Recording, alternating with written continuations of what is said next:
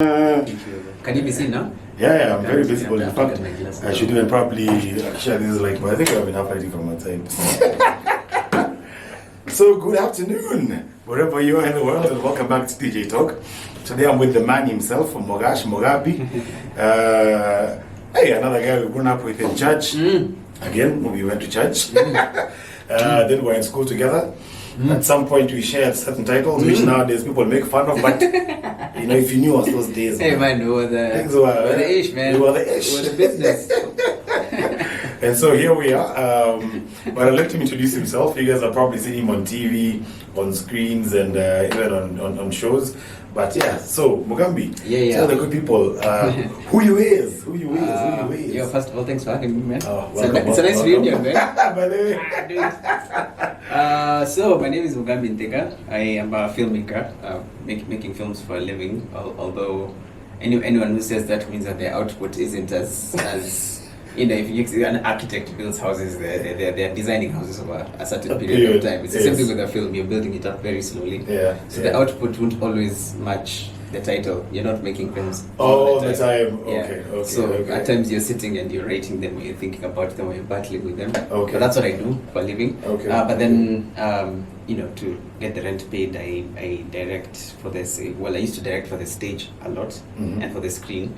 So I'm doing commercials. Meanwhile, commercials really build your muscle. You have to move quickly. You have to work within a budget, and every time in front of a monitor watching everything you're doing, everything the camera is doing, is a client who always has some input to say something in here. Input is the word. That's the word. And that's politically correct word. So overall I say storyteller. So writer, actor, director, storyteller. Okay, good stuff. So evolution, I need to take you back a few steps back.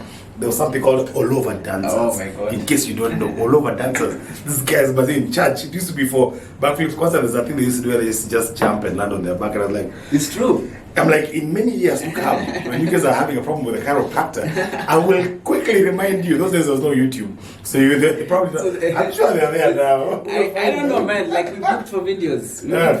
Because we were hot in the early 2000s. The most you had back then was a camcorder that recorded on tape. So you need to find the person with the tape. And then digitize that. And then digitize that. It's not like files on a computer or so it's hard to find that footage. No. Either way, we shall find that footage. For his sake.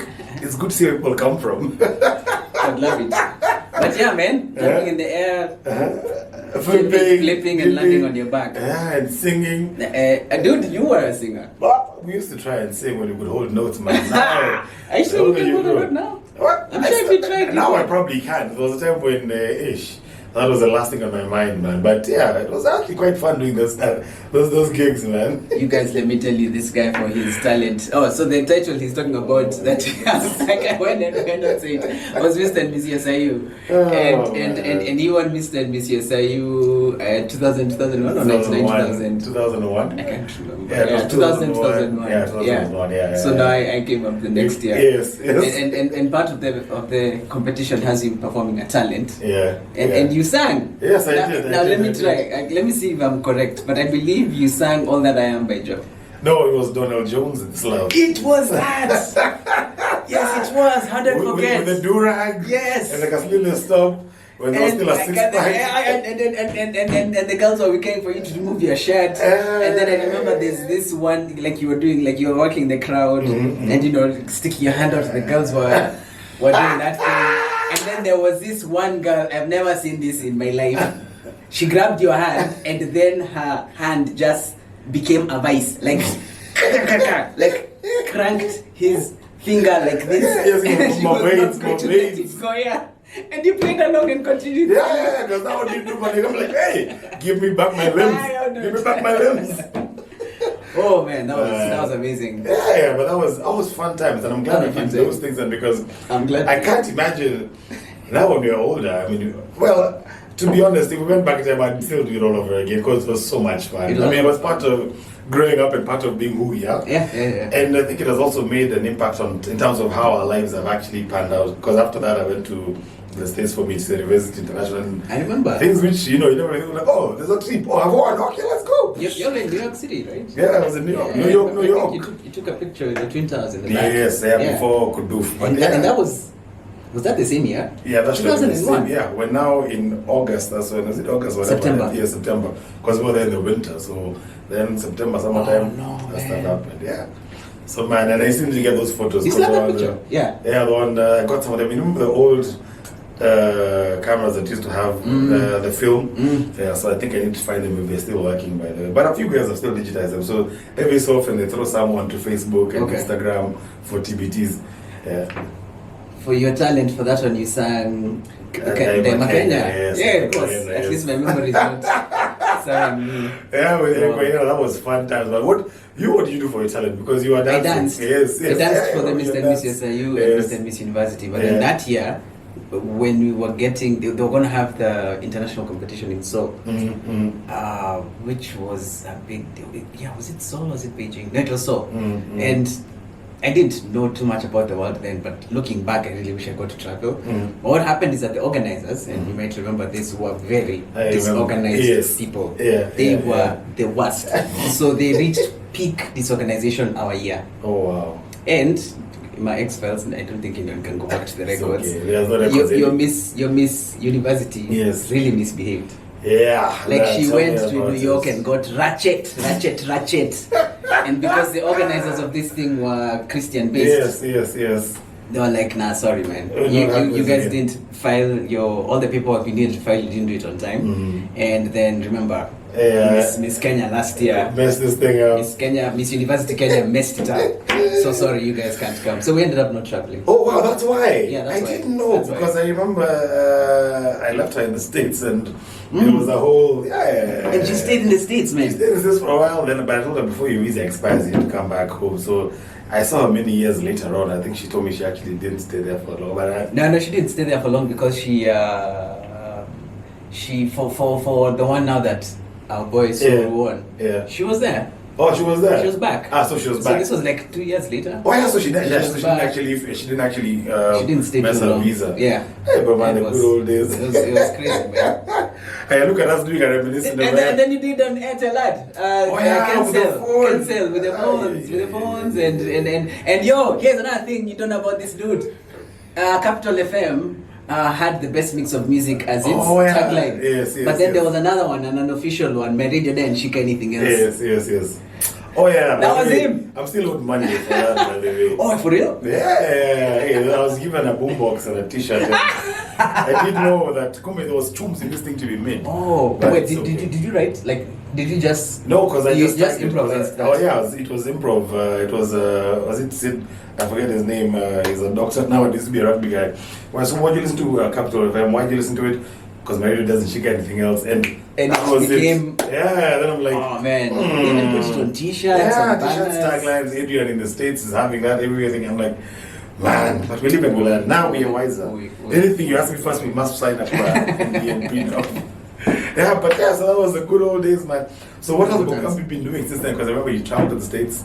Yeah. You did your masters. Yeah. And then you came back home, and then you went straight back into the arts again. Yeah, that's in summary. That's how it. Like, if you were to compress everything, that's how it worked out. When I left USIU, I studied IT. Yeah. Did you study IT? IT as well. IT, man. Yeah. And I realized very quickly, probably not quickly, slowly, too slow, about 3/4 way in, this is not what I want to do. Okay. But it was an in thing at the time. It was, and we were under the impression if you could handle your computer PC at home, you could and you can connect, they can dial up, like if you knew your way around that. Boss, I'm ready for IT. Basic troubleshooting, nini. They know. Then I realized, boss, no, this is not it. And remember, we were the first class doing it. To actually beginning be proper. to end. Yes. And so there was a lot of lecturers coming in who want all that. Coming from public university. There was a different. They were coming with that mentality and was rushing through things, wasn't getting things. It was not working. So I decided to do an extra minor in marketing, which meant I stayed a little bit longer. But then when I left, now I wanted to get into the ad world. And after about 3 months, these were simpler days. Much simpler days. You only had to wait a few months to do what you loved. What you loved, yes. It was possible. Yeah. It was possible. So after a few months of sitting at home, I got an internship at an ad agency. Then soon became a creative, junior creative, copywriter. So I was pretty much writing ads. And it's a bit of a leap from IT to writing commercials. But then fortunately, I don't know about now, I can't speak for the industry because I haven't worked inside it for a while. Back then there was a lot of people who were willing to mentor you and take you forward. And you could work under their wings whichever way. Either you sat next to them and took your work to them for them to look at, or you watched what they were doing, and then you tried to replicate it. So with the we had really talented copywriters. Kenyan ones being Akina Eric Davi, Lucy. There was a lady called Susan Gashoka. Hey man, Susan Gashoka, she left the industry a long time ago. But she had just that year won a Grand Prix APA where they give you that spear. That was the biggest prize. And she wrote a commercial talking about abortion, which would never run now, but it won a lot of awards. So these were the guys who were basically the pioneers. They were showing us. Judy Kibinge, who's now filmmaker, was a copywriter at Macan, so she was one of the heads, she was one of the big names in creativity back then. So those were the ones who were showing us the way. So I joined and worked at a small agency called Access Leo Barnett, then moved to Ogilvy, worked on some big accounts. The one I'm still proudest of to this day, I'm not even ashamed of saying, was Fanta. Because one day we were sat at our desks and we received what we thought was a very difficult brief, and they said, this is going to be an adaptation of a campaign in New York called Bambucha. So you guys Bambucha was, So Kenyanize it and now make it a thing. So the only thing that came that we could run as was the TVCs, but all the stuff to do with radio, print, outdoor, experiential stuff, that was called us. Wow. So myself and MP, Honorable KJ, John Kiari, were a team working together, and we brought that campaign to life, and it was so successful that they had to literally pull advertising of Fanta for a bit. It was starting to encroach on every other on the main brand. And the main brand being Coca-Cola. Coca-Cola you don't touch. You're messing up with our sales. You're messing up Come back to this. So let Fanta first die down a bit. So they dialed back money into Coca-Cola and then pulled back money from Fanta. That's how successful it was. But I thought they'd be happy because then you're getting more people drinking Fanta. Yeah, but they put these other brands in there to protect the parent brand. That's really why they do it, because they know that all of these drinks are related. That's the main one. Which is why all of them will have a cola variant, a flavored variant, and then a lemon lime variant, and so there'll be Coke, Pepsi, Fanta Mirinda, Sprite 7-Up. All of them have like their own They do that for a reason. Just that you're protecting the parent brand. Hey man, we learn something new every day. This is marketing 101. It is. Things I didn't know. So that was my life, and then I decided to go and study. Fortunately, my dad reaches out and says, "Yo, think about it. We're willing to sponsor you partially, but think about it. Look for universities," and I did and found one. Syracuse University, and got a partial scholarship. Oh, nice. And then raised a little bit of my own money, it wasn't much, and then Dad put in a little bit more. And 2007, I was supposed to go in 2006. If I had done that, I think my life would have taken a completely different route.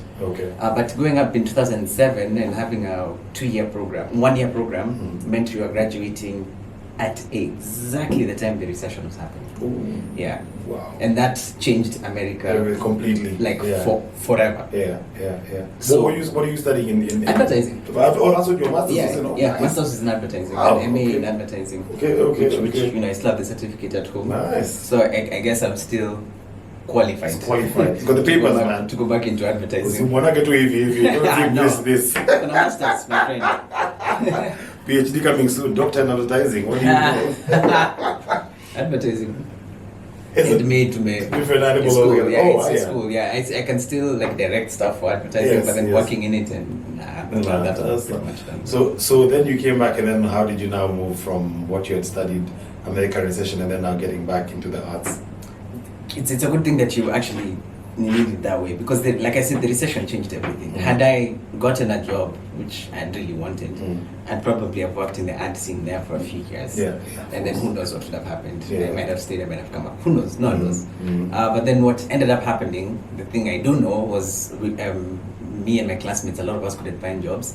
So with paperwork running out, you really don't want to be illegal in the US. Man, it's uncomfortable. You're looking at up all the time. Literally, I remember my final days. At this point, my visa had just expired, but I couldn't get a ticket in time. I was there for a month, I think, out of status because of a visa issue. I had sent my passport. I was flying through Heathrow. The British, my goodness. I'm so glad that whole thing is being called into question right now. But the British have such lofty hoops that you have to jump through. If you're flying through the airport, you have to get a visa. You're not stepping onto British soil, but you have to get a visa to be at the airport for less than 10 hours, just sitting. Waiting to move on to the next. Waiting to move on to the next transit, thing. So suddenly before my flight, I realized, shucks man, I needed to get a visa and I wouldn't have managed to get a visa in time. So I had to postpone my flight by a month so that I could send the visa from Philly, where I was living, to LA to be processed and to be sent back. And they'll always have, anyone who's dealt with the British, they need on short notice. They'll always send you, it's almost inevitable. They'll send you an email saying, we have backlog. They always have backlog, always. So with the backlog, I had to stay there a bit longer. And I remember walking, I lived in West Philly, West Philadelphia, literally. Born and raised. There you go. Oops, sorry, man. It's okay. So walking home, boss, I see a dude making in his car making a wrong turn. He just made a wrong turn onto a one-way street, and immediately sirens. It was that. It's not the wee. Like those ones supposed to shine. And the lights, and this guy was stopped, and I was like, boss, I know the number of times I've mistakenly been driving in the US and taken a wrong turn. Yani, that could be me. And your information is on your DL. The DL only lasts as long as your visa. So if first of all, you're driving with an expired license. Okay. So now you have an expired license. That's number one. Number two, umechukua wrong turn. Second, now why is this thing expiring? Boss, it's too risky. So I came back. And by the time I was coming back, the art scene had changed completely. Changed.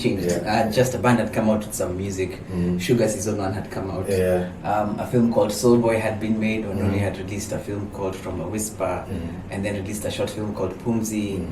There was so much happening artistically. The spoken word scene was blowing up. The music scene, there was like this dependence of like musicians who didn't have to depend on the radio anymore, because YouTube was now growing and becoming a thing. Social media was really taking root. I was like, boss, I need to go back home. So I didn't come back home like Shingo Pande. I was actually quite excited. And to fast forward, I came back like in September. Went back in the ad scene in like April, and by the end of the next year, I'd been in a film called Nairobi Half-Life. Wow. With Tosh and them, that was so the rest is history. Oh wow. So that was quite a roller coaster. You came back and it just depended. It just. But that's nice. That you didn't at least come back and start having those things of, man, I should have gone back, I should have stayed, I should have done this and that. Like, you literally got back and got immersed into it. Really grateful. And that's what you've been through and through. I'm very grateful for that. At least I'm glad it. When I say worked out, I mean that very loosely. Because there's always going to be long periods of silence. But for the most part, it showed up. It showed up, and it's actually worked. Nice. So now, what are you working on currently? March 2021. It's been a year of the Rona. Yes. Oh man, and so that has not been easy at all. Actually, by this point last year, at exactly this point last year, was when a lot of us in the arts were realizing we're screwed. Because this is when Patient Zero had been announced probably 3 days before, like March 12th, March 11th, and now they were taking the measures. So curfew was coming in. Yes. The whole lockdown. No shows, basically no movement. Basically no movement. Yes. So everything that was a live event that involved one-on-one interaction, which I was involved in a lot, because at that point I was screening films at K1 every Monday. I'm part of a Improv Comedy collective called Because You Said USIU, with 6 friends. There's 7 of us, and most of us, our friendships go back a way long way. So we have a really nice chemistry, and we perform pretty well on stage. But we can't do that anymore, so we had to stay at home for that. This one, I'm sure you did social gigs where you have to be MC. Yes. Out the window. Everything pretty much out the window. Wow. And then, of course, people can't get onto film sets or TV sets or commercial sets. Because even if you could find a way to be on set, advertisers pulled the money back. It was tough. It's pretty messy. It was hard. I mean, and I don't think I'm saying anything to anyone who's watching who doesn't understand. Everyone remembers what it was like. It was really hard. So with that, and not really knowing where everything was going to go, slowly by slowly, work started showing up, sets started opening again. And at this point, when we had a Patient Zero, I'd only just premiered my directorial debut called Lusala at the International Film Festival in Rotterdam. What usually happens in the best of cases, the best scenario is once you premiere your film at a big festival, other festivals hear about it and start requesting for it, so you can start traveling around the world with your film. In a perfect scenario, that's what's supposed to happen. So already before the whole world in March now just went crazy, I was going to be traveling to Sao Paulo, Barcelona. There was a nice circuit. A pretty good circuit. And the best thing, the IFFR, when I was going to Rotterdam in the Netherlands, the embassy is pretty generous. They gave me a multiple entry 1 year visa. So I was looking forward to, of course, if I can make money, maybe I can, like travel, like a Euro trip or whatever. I was like, I'm going to Brazil, I'll go to Peru. God was like, see your life. So pause. Oh man, so from the promise of traveling for various festivals. Now we were all at home making our own videos because all the festivals went online. So you receive a message saying, please make a video. Send it through. So we had it before the. That was saddening. I don't know, but I think it's going to. I think it's going to open up again because it looks like things are slowly coming back to where they were. If this third wave doesn't kill everyone, From a man of God's ears, I'm telling you, man. We have the vaccine, so I guess the world is starting to open up. I wish our vaccine game in Kenya was better. But I foresee that people are going to be able to get vaccines on demand for a lot of money. So when that happens. And actually, if you need to travel, I'd be like, do you have the vaccine? When you're traveling, you need to pay extra. Because it's quicker, faster than waiting for the queue. And then, so what next? What are we expecting from Mugambi now? So I've been working on the next. Again, I just have to put a huge caveat when a filmmaker or writer says they're working on the next thing. What, at least if they work like me, means that they are battling with it every day. Then sitting at your computer and trying to draw something out of it and probably failing. Get it out from your head and put it in actual words and how you want it to come out. That's hard. That's the real work. That's the real work. So you'll be on your couch. Or taking loads of caffeine or taking lots of caffeine. Like coffee is one of my best friends. So that's the process. So I'm working on 2 pieces of work. One's a film, another like feature length film that I hope to write and direct and possibly even star in. Oh wow. because I like problems. Yes. Because I like hardship. You look for hardship, clearly. I mean, we're here only for so long. But as well. Go through the whole thing. Yeah, Mr. Yes, are you thinking? So that's part of it. The other part of it is I'm working on a musical for which there's been a bit of interest. Mm-hmm. I'm co-writing it with Eric Wenine and Chris Adwa. Cool. Okay. Those are the main things. Two of my other favorite singers and songwriters. That's gonna be something. That's gonna be quite something. Amazing. Yeah. And I like how they actually put in the Kenyan African flow, and it's very. You can actually almost feel what is like what he did with when he was with Oliver. Because anything that Chris and Eric have done, you just feel the local. There's like a nice vibe with it. Yeah. There's nothing trying to ape Westerners. It's like this is our music. This is how it's supposed to flow. Yeah. And you can almost instinctively tell, even if they have written a song for somebody else, you're like, it's true. Sometimes you can tell. That was you who wrote that. That was Chris's song. Style. Yeah. That's dope, man. Yeah. So hopefully that's going to come out by the end of this year, or. That's another good question. No pressure. Hey, sorry, I'm asking the wrong question. Yeah, we're just trying to push him to get back out there again. Mm-hmm. That's a good thing. Mm-hmm. I think there's a lot of filmmakers a lot of creative people who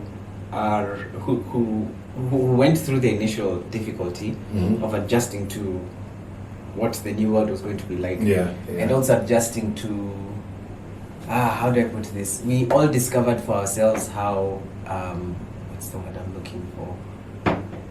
It's going to come in a few seconds. How disposable we were.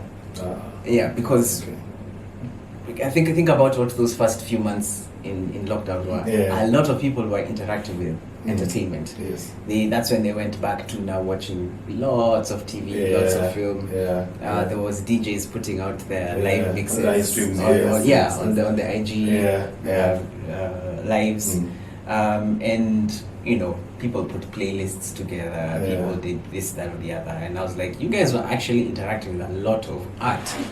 More than you usually do. Because you're at home. Yeah, because you're at home. You're like, what do I do? You start buying your kids' books or start getting into what they're watching because you want to get an idea of that. True. But the artists who are making a lot of this work were sitting at home wondering what's next. Yeah, true.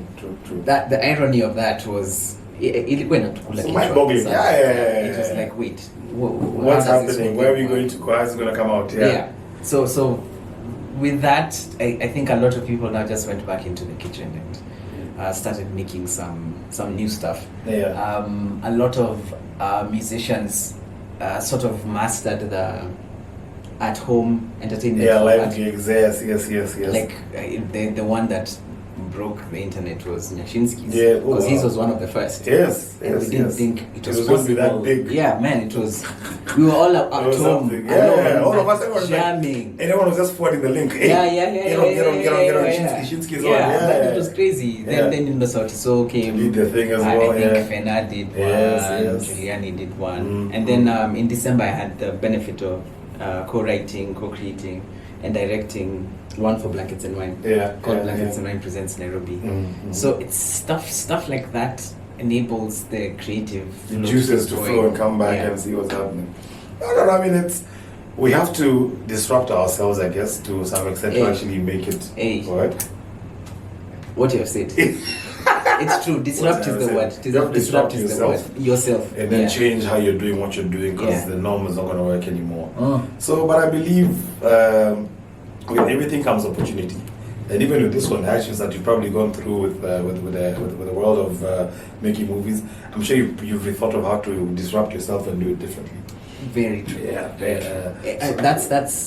That's amazingly, that's half the battle. Like when I say getting it out of your head and putting it on there, it's like these are crazy ideas in my head, and the artists who are boldly putting their crazy ideas into their books and into their music and into their films and into commercials and into music videos. Those are the guys who are still amazing. Moving. I don't know how you're able to do it, but big up. But you're also doing it now, so hey, big up yourself too. Thank you. I also have to say, there's been such a community of artists supporting each other and people supporting the artists. So people going out of their way to watch what you put out or listen to what you put out. That's always very, very gratifying. Yeah. We must support our own, man. We must support our We have to. We have to. There's no option. There really isn't any option. And what I'm glad about is that the work is now of the standard where I'm not. When we ask you to support our stuff, it's we're not begging you at it because it's not dope stuff. Yeah, it's actually proper on point stuff. It really is. On any world stage, you would actually have a fighting chance. Yeah, we really do. To see, for instance, when Burna Boy put up that card, the card that has all the credits for his album, and it was put out for the Oscars because he was nominated. Oscars, Grammys, nominated in some categories. I think it's because usually there's 29 minutes that cuts off, so I'll actually look at it at 25, then we overshot. But it's okay.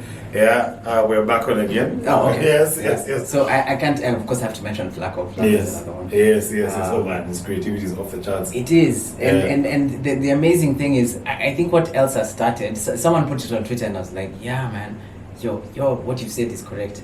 They said something like, when you imagine, when people watch the stuff that's African and then the West, it's either joking from South Africa and they'll have that accent. They imagine that the African accent, South Africa, or Niger.